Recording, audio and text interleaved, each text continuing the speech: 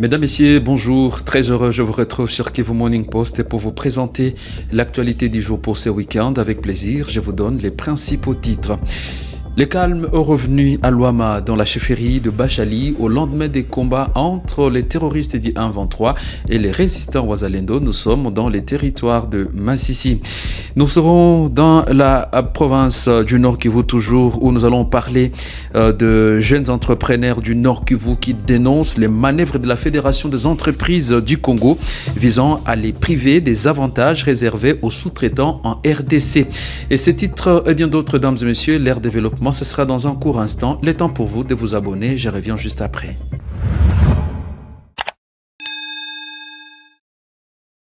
Débutons cette édition du journal par les territoires de Rutshuru. Des violents affrontements ont repris depuis les premières heures de ce vendredi 26 avril 2024 entre les forces armées de la République démocratique du Congo et les terroristes du 1-23 sur l'axe routier Kanyabayonga-Rwindi dans la chefferie de Bwito. Selon certaines sources à Kanyabayonga, les détonations d'armes lourdes et légères se sont fait attendre toute la journée de ce vendredi, causant ainsi une perturbation importante des activités champêtres, notamment dans la partie sud-est de Kanyabayonga. De plus, ces mêmes sources précisent que les FARDC ont largué de bombes à l'aide d'équipes d'artillerie visant certaines positions des terroristes érigées dans la plaine de la Rwindi il y a à peine 2 mois. Cette situation n'a pas seulement affecté l'agglomération de Kanyabayonga, mais a également entraîné une secousse dans plusieurs autres villages et localités du groupement Mutanda et Kanyabayonga, proches de Kibirizi, Kibingu et Mirangi, où les tirs d'armes lourdes continuent à se faire attendre sur cette ligne de front. Il est à noter qu'après un silence observé sur cette ligne de front, ces affrontements s'annoncent de nouveau entre les belligérants dans cette partie de Rutshuru. Et il est pour l'instant difficile d'établir les bilans de ces hostilités. Quittons les territoires de Rutshuru pour nous rendre dans le Massissi, précisément à Luama, au lendemain des combats entre les terroristes du 1-23 et les résistants Wazalendo. Un calme est signalé dans cette zone, tel que le dit ici notre correspondant dans cette entité. Selon un habitat de la région, aucun coup de feu n'a été attendu dans ce village qui est auparavant sous les feux croisés et certaines activités reprennent timidement. Notre source indique que certains habitants qui avaient fui les hostilités retournent progressivement chez eux, bien que craignent une éventuelle reprise des combats car les deux parties à conflit occupent des villages voisins dans le groupement de Bachali Mokoto. Parmi ces villages, les jeunes Wazalendo contrôlent le village de Butumbalonge, tandis que le 1-23 est présent à Kalunda, un village de Kirumbu, près de l'église adventiste, ce qui préoccupe encore la population locale. Pour le moment, il s'observe une accalmie, car ces deux groupes ne s'affrontent pas depuis le matin. Les Wazalendo se sont installés au niveau de Butumbalonge et le 1-23 c'est au niveau de Kalunda, un village de Kirumbu à l'église adventiste. Il y a certaines parties où les activités reprennent, seulement qu'il y a la timidité, alors qu'ailleurs, non plus, craignant la reprise des affrontements. Certains habitants regagnent leur domicile et démarrent leurs activités comme d'habitude. Par ailleurs, une autre attaque a été signalée dans le village de Kironko, du même groupement, entraînant le déplacement de la population vers une autre localité, Bougouri, avant de retourner dans leur village d'origine. Selon certaines sources locales, cette attaque n'a duré que 45 minutes au maximum. Selon ces mêmes sources, il s'agissait d'une bande de Wazalendo à la recherche d'un passage vers une autre localité pour rejoindre ceux qui affrontaient le 1-23 à Luama. Rappelons que depuis jeudi dernier, le 25 avril, ces affrontements ont repris entre les résistants Wazalendo et le 1-23 dans la partie sud-ouest de la chefferie de Bachali à Massissi. Je l'ai dit au sommaire, les forces armées de la République démocratique du Congo viennent d'interdire aux habitants de Goma de porter des habits aux insignes militaires ou tout autre vêtement qui prêterait à confusion entre les forces armées de la République démocratique du Congo et l'ennemi. Cette recommandation a été rendue publique par le porte-parole du gouverneur militaire, colonel J.K. Kaiko, que je vous invite à suivre dans cet élément. Communiqué officiel à l'intention de la population du Nord Kivu. Il s'observe ces derniers temps le port des effets vestimentaires semblables aux uniformes des forces armées et de la police nationale congolaise par la population civile. Cette situation sème une grande confusion dans la cité et ne permet point de distinguer les vrais membres des forces et de défense, de sécurité, des criminels et ou des infiltrés ennemis en cette période d'agression dont notre pays est victime dans sa partie Est.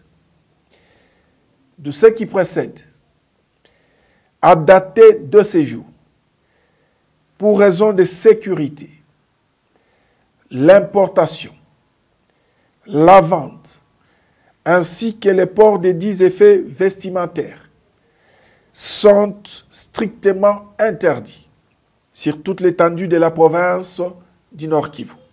Tout contrevenant à cette mesure sera poursuivi et mis à la disposition de la justice militaire pour répondre de ces actes. Faites à Goma, le 25 avril 2024, Chirimwa Minkuba Peter, général-major. Restons toujours dans la province du Nord Kivu. Les jeunes entrepreneurs du Nord Kivu dénoncent les manœuvres de la Fédération des entreprises du Congo visant à les priver des avantages réservés aux sous-traitants en République démocratique du Congo.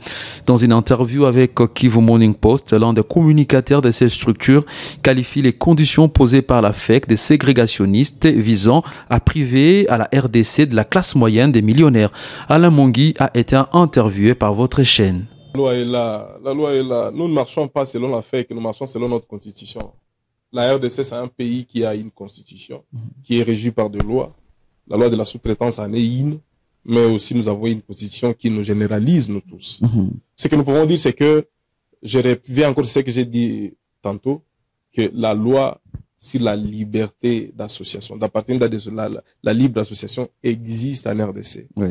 Et que donc, nous, jeunes sous-traitants, nous sommes en cours d'élaboration et voir comment est-ce que nous pouvons nous structurer et faire notre chambre de commerce à nous-mêmes afin que nous puissions bénéficier de ces marchés. Tout ce que nous pouvons dire à la fin, que cette démarche-là de bloquer les sociétés de sous-traitance que nous sommes, à ne pas accéder aux recommandations de l'ARSP parce que nous ne sommes pas membres de la FEC. Nous rappelons seulement que être membre de la FEC n'a jamais été obligatoire.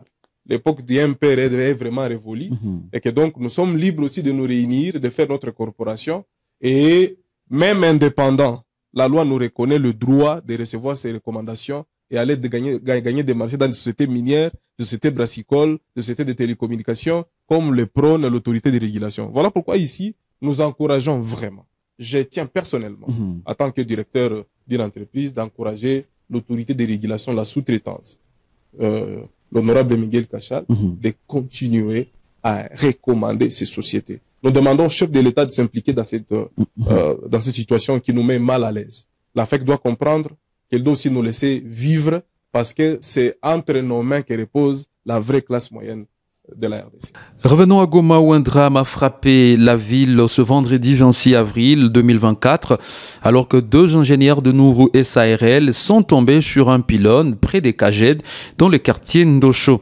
L'ingénieur Bienfait Ramazani a perdu la vie sur les coups tandis que son collègue a été blessé dans un accident. Selon des sources dans la zone, l'accident s'est produit alors qu'un individu près du pylône abattait un arbre. Malheureusement, l'arbre est tombé causant les tragiques accidents qui a coûté la vie à Bienfait Ramazani. Des précisions sur cet incident dans ce reportage de Blaise Bassabossé. Selon des sources locales, l'accident s'est produit alors qu'un individu près du pylône abattait un arbre. Malheureusement, l'arbre est tombé, causant les tragiques accidents qui a coûté la vie à l'ingénieur Bienfait Ramazani. L'ingénieur a été transporté dans une structure sanitaire pour recevoir des soins appropriés. Des sources sanitaires, l'on apprend que la victime a succombé de ses blessures quelques heures après son arrivée à l'hôpital Sebekandosho.